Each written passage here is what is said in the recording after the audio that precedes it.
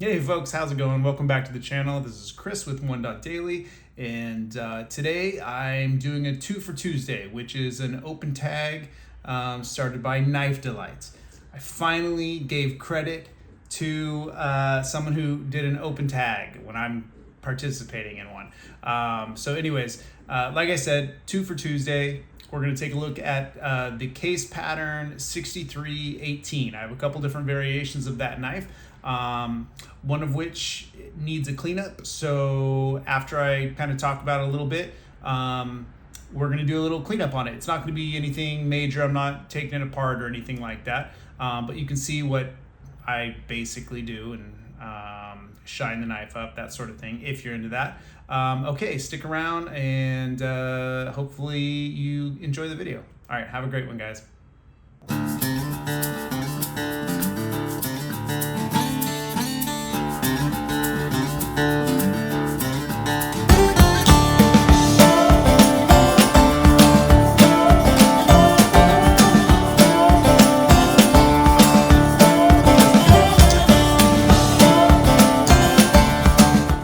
Okay, so here's one of the knives we're going to take a look at. We've got your 6318 pattern here, and it's got the California clip on it.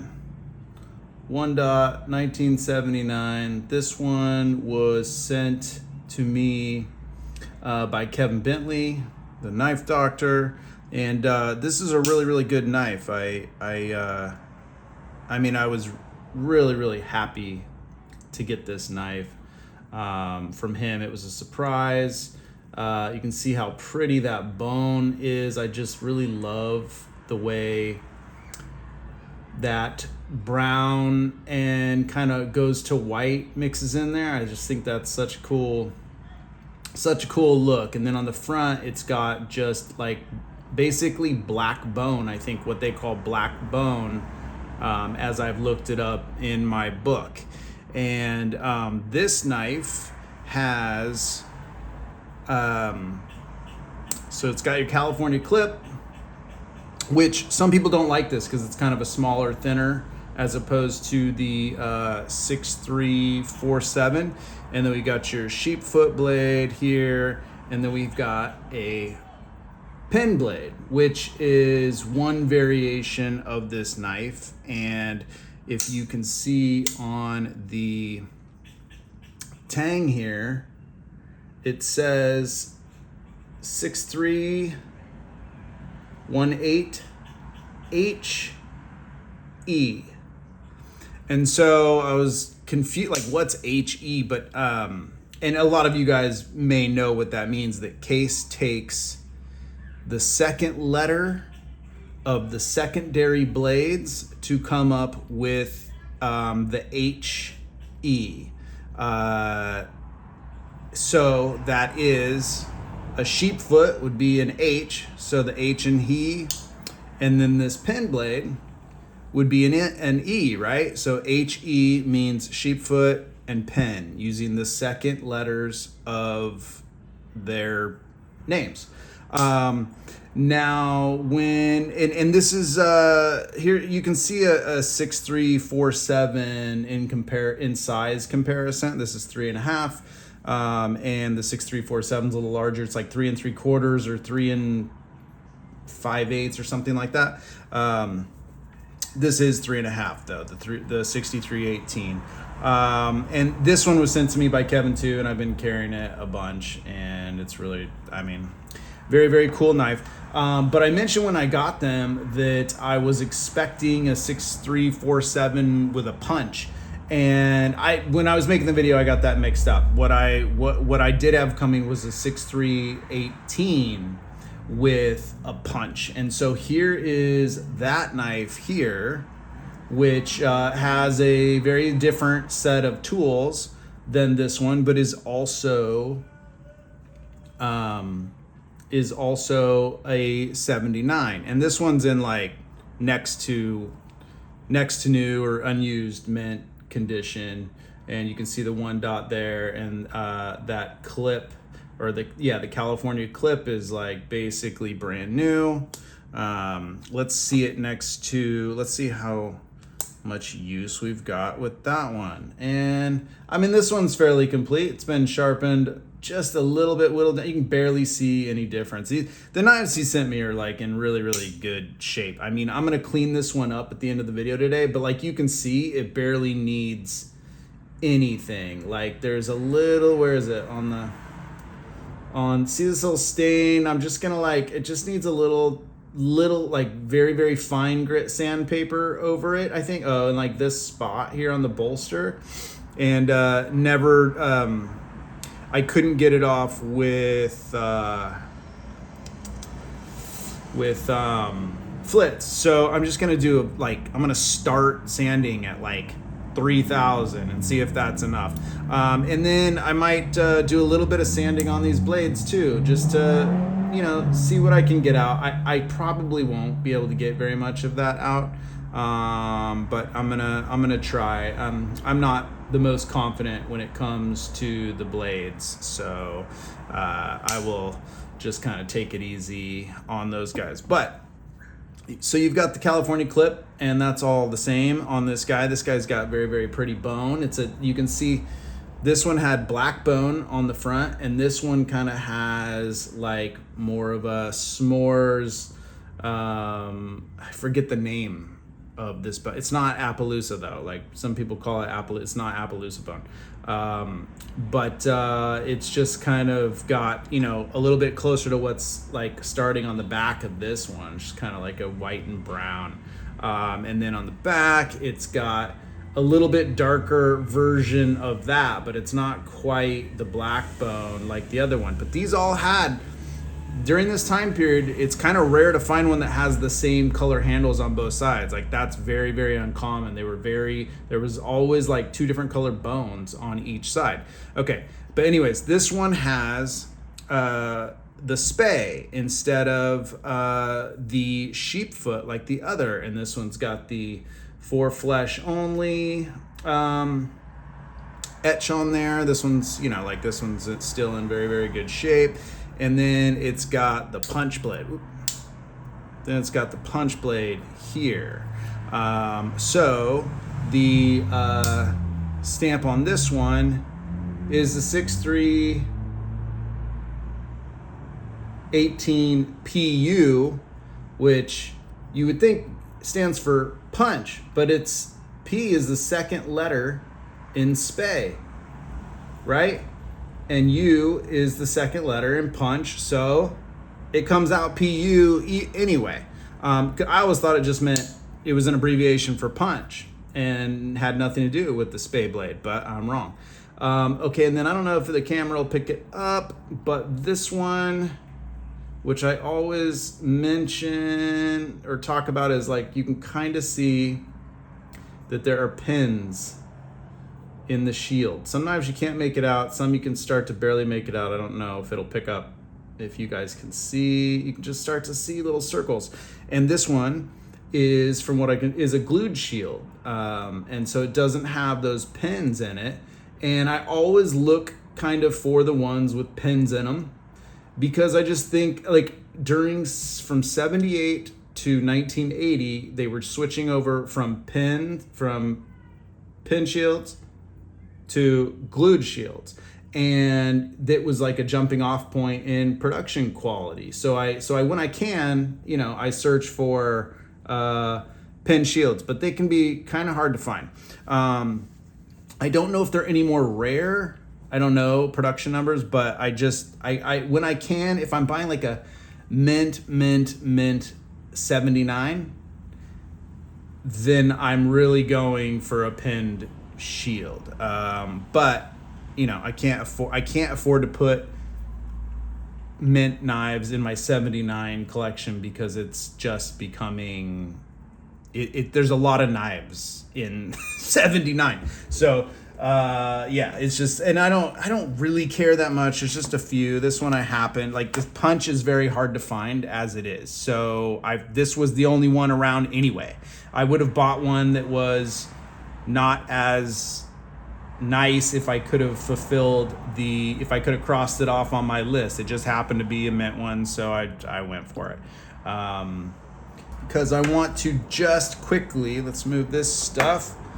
I want to just quickly show you what I found, what it talks about here in the book, just slightly. Okay, pattern 18. The 18 pattern goes back to the early years of Case and is a medium serpentine Stockman pattern with rounded bolsters. Close length is 3.5 inches. It has been primarily manufactured as a 3-blade Stockman pattern, and it goes into the different blade and handle variations with 3318 SH pen, and it goes to the different ones. The 4 I found out is like a white.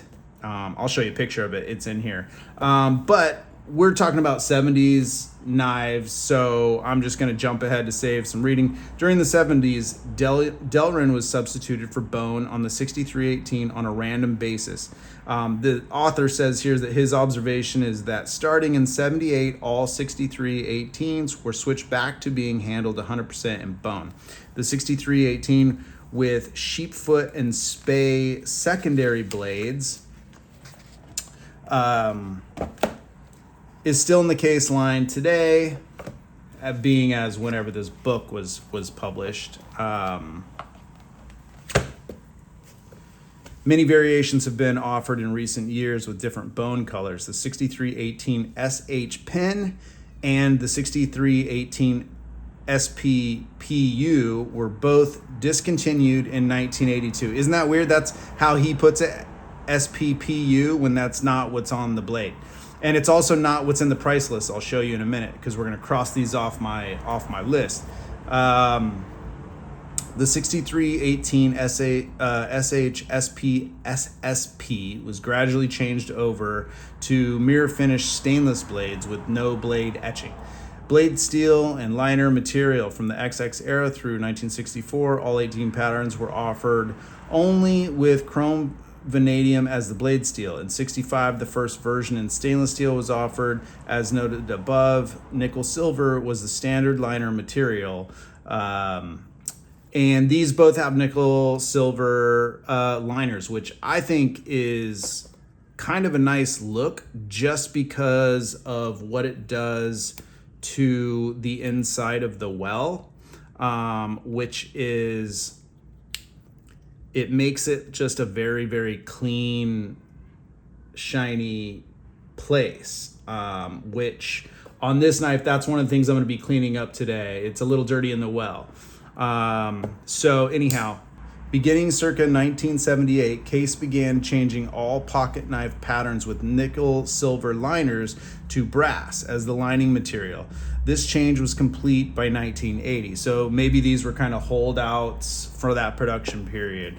Other variations during the Case XX era, the 18 patterns were made with the master blade being either a California clip or standard clip. This appears to be a random variation, as the older catalogs never show both blade options. During the Case XX USA era and through the 70s, only the California clip master blade was used, which is what these have. The 4318, which is that white one, was made during the Case XX era with a punch as one of the secondary blades. This is a somewhat rare variation.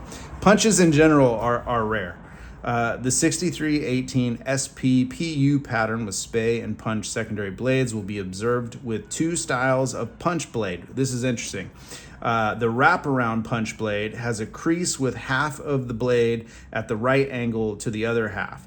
The flat punch variation is a simple stamped out blade tapering to a fine point and appears to be a random variation as well. So here, as I hit the camera,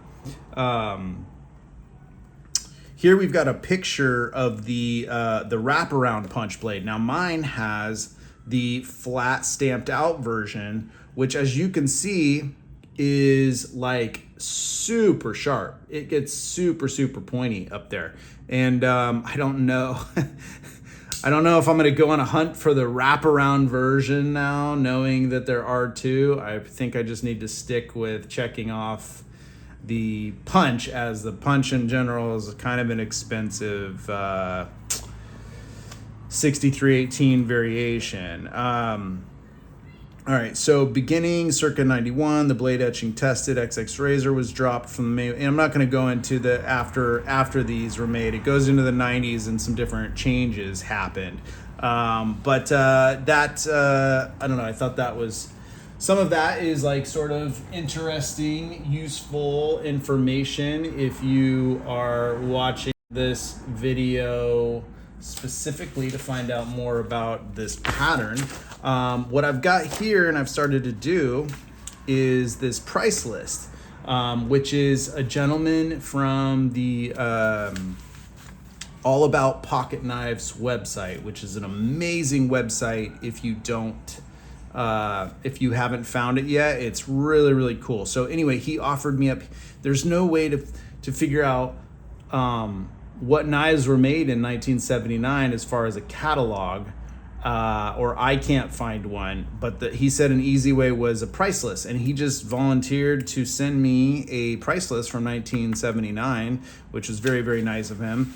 But see, so I've added these two to my collection, and here is the 6318 SH Spey, and then here's the SH Pen, which is this guy here. It's the sheep's foot with the pen, so I can basically check that off as I have it in my collection. And then a little further down, we've got the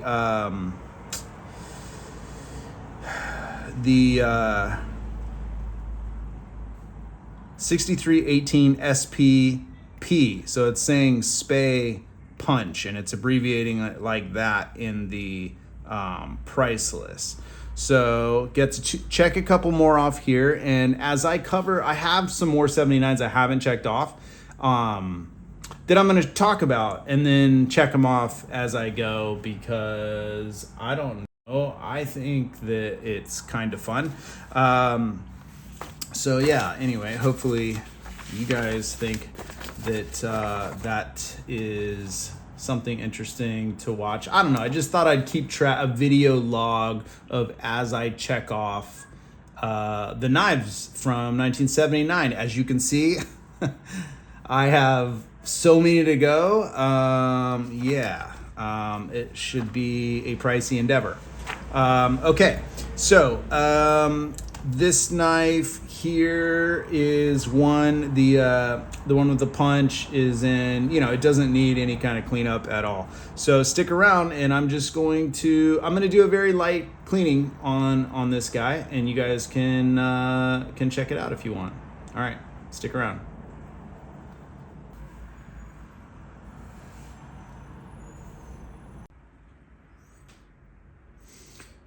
All right, so before we get started cleaning this guy, I just wanted to show something really quick about this. So this is the one that's, kind of mint or whatever. And it's got the pin bolsters like I mentioned that I like. When you open it, that spring is a little proud, and the transition here isn't that great. Now, on the one that Kevin sent me, which doesn't have the pin bolsters, man, that transition is really, really good. And it is on all the blades. It's very, very smooth. And,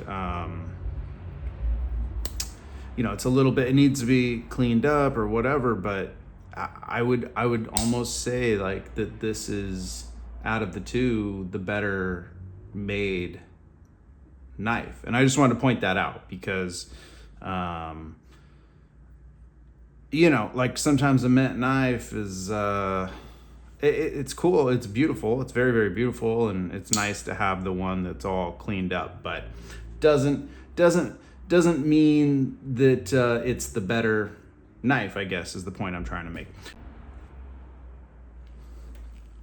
First thing I'm going to do is start off with just a little bit of oil to get these blades kind of working well, and I just do a little bit of mineral oil in there. I don't use the nicer KPL stuff until I guess maybe like the end.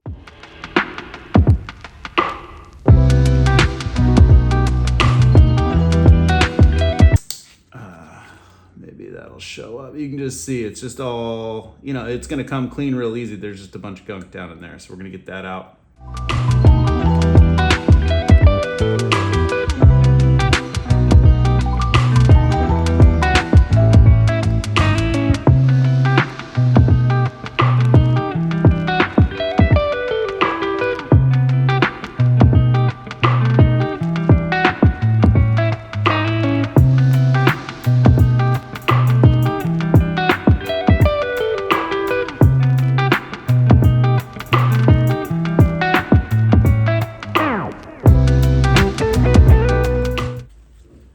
I got a majority of the crud out with the Dremel, but it doesn't get in the corners well, so I'm just gonna do some scraping for the large stuff.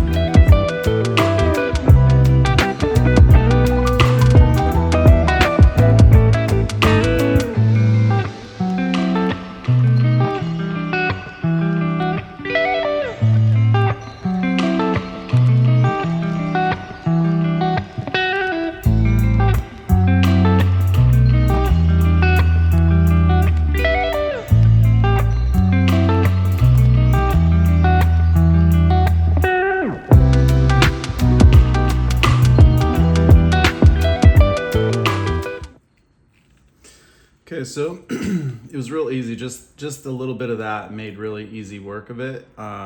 There's still like some grease and stuff down in there.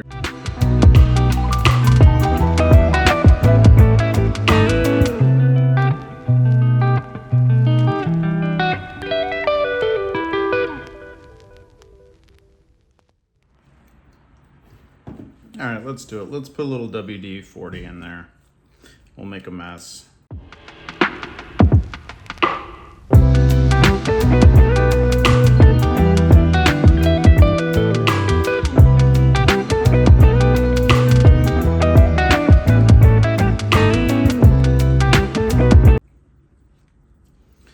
All right, guys, I've got it all taped up. I'm just gonna start off with some 3000.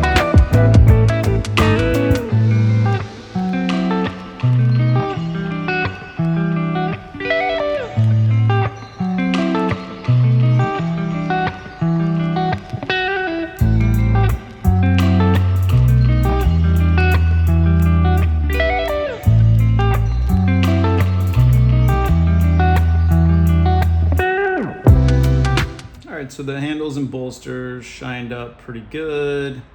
That bone's looking very, very beautiful there, but the blades might benefit from a little bit of sanding.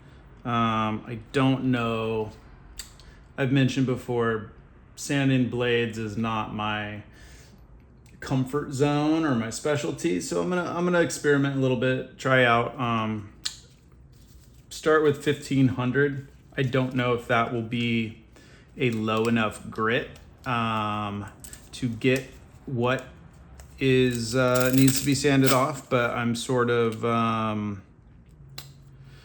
experimenting still a little bit. I will say that this knife block makes sanding blades quite a bit easier than just a raw piece of sandpaper.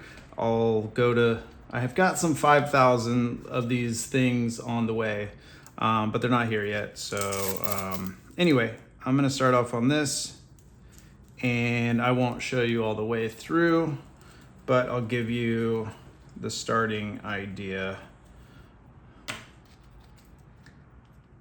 use these popsicle sticks to keep it straight. Seems like a simple way to get the height quickly adjustable because they're all different. And I can just hold on to the tang a little bit there and it's secure. So, all right, here we go.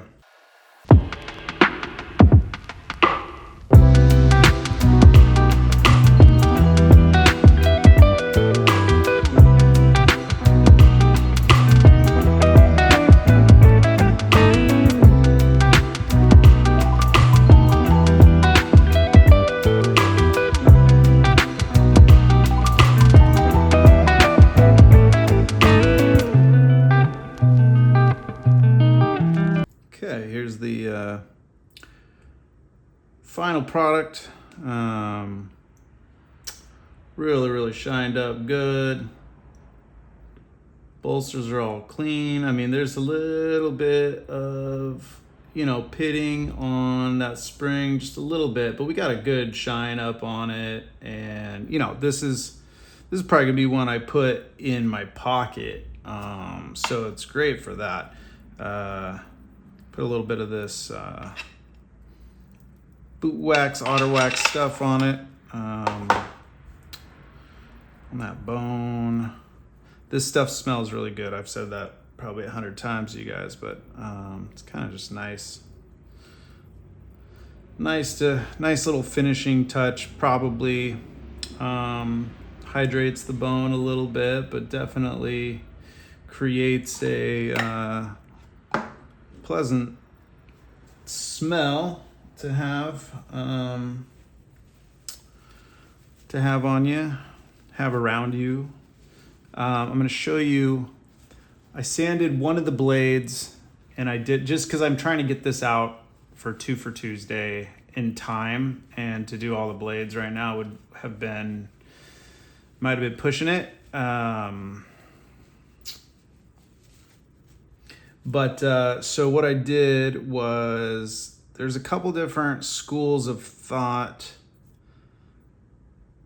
on the blades. Now, when I do the bone like this and the bolsters, I go across and then I go up and down on both. Like if I have 800, I go across 800, up and down 800.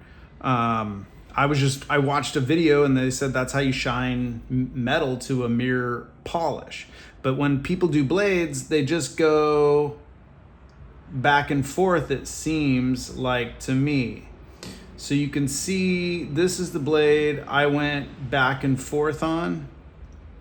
Let me catch some light. And you can see, some marks. There's marks. It's not like a high polish.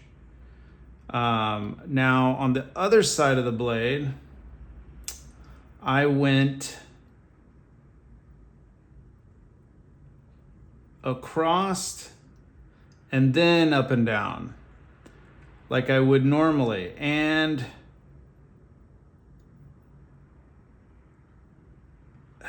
I think that there is less marks.